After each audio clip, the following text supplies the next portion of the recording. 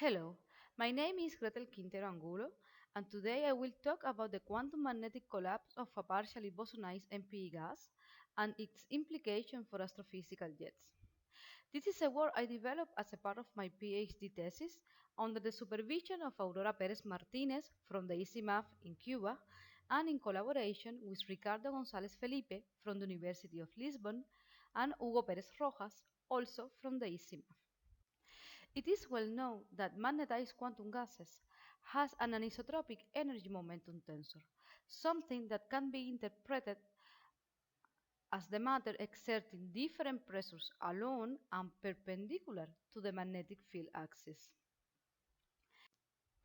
It is also well known that independence of the temperature, the particle density, and the magnetic field, one of the pressures may be negative.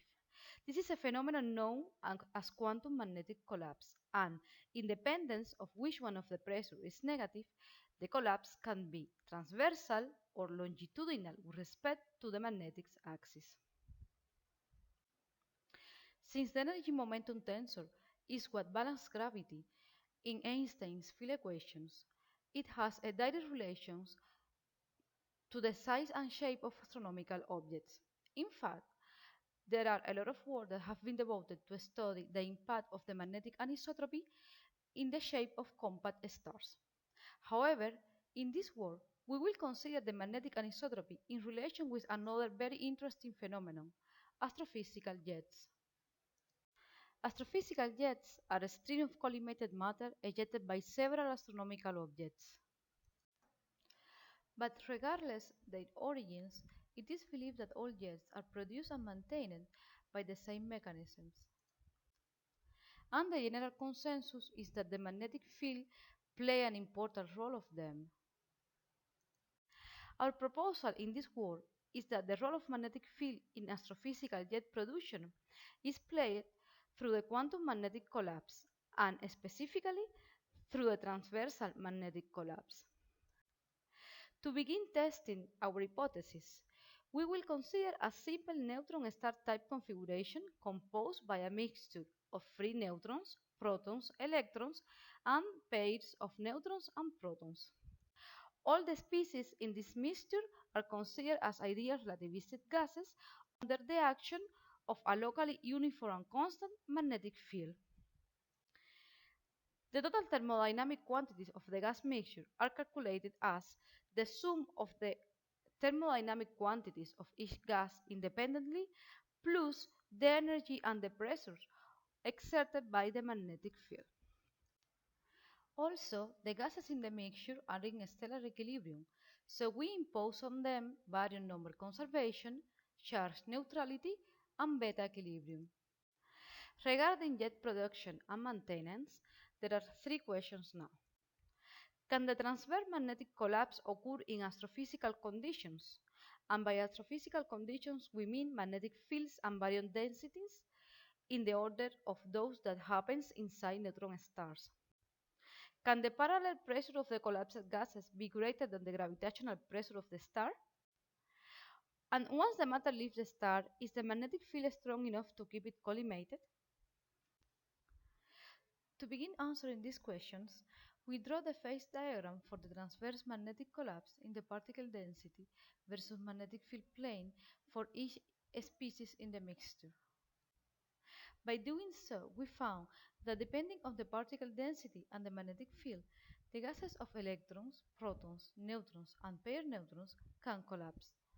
This happens because the perpendicular pressure is the sum of the parallel pressure minus the product of the magnetization by the magnetic field, and in the case of these four gases, the magnetization is always positive. On the other hand, the gas of paired protons is always stable, and this is due to this gas is diamagnetic and its magnetization is always negative. But the fact that some of the gases in the mixture can collapse does not automatically imply that matter may be ejected out of the compact object. In fact, for the ejection of matter to take place, The collapsed gases must have a parallel pressure greater than the gravitational pressure of the star.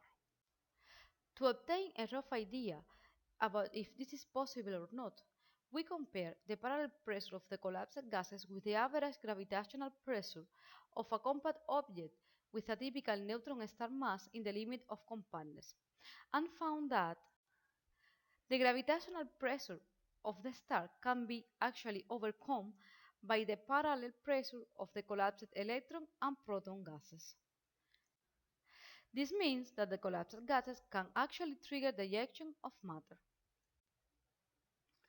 But once the matter leaves the star and the jet is formed, a natural question arises. How does it remain collimated? The elongated shape of the jet could be easily explained if one or more gas components remain in a collapsed state, decreasing the perpendicular pressure and letting gravity to compress matter toward the jet axis. However, this is only possible if the magnetic field in the jet continues to be as intense as the one produced by the object where it was originated. To address this question, we will look for a self-generation of the magnetic field, or in other words, for the system of a solution of this equation. By doing so, we found that depending on the density, the values of the self-generated magnetic field can be high enough to keep the gases in the collapsed regime. Finally, we characterize the equation of state of the collapsed matter through the pressure's dependence on the internal energy density. For low densities, the difference between the parallel and perpendicular pressure is negligible. However, for high densities, the difference between these pressures can reach up to 3 orders of magnitude. From the viewpoint of gravitational equilibrium, this difference in the pressure is related to a difference in the object dimensions, which may account for the elongated form of jets. So we have studied the transversal magnetic collapse of a partially bosonized MP gas and found that first, the transverse magnetic collapse is a viable mechanism for the ejection of matter from a compact object, and that the expelled matter can produce a magnetic field high enough to keep it collimated. Second, that the difference between the parallel and perpendicular pressures of the collapsed matter reach up to 3 orders of magnitude, so the equation of state obtained in this framework are expected to describe a highly elongated structure such as a jet.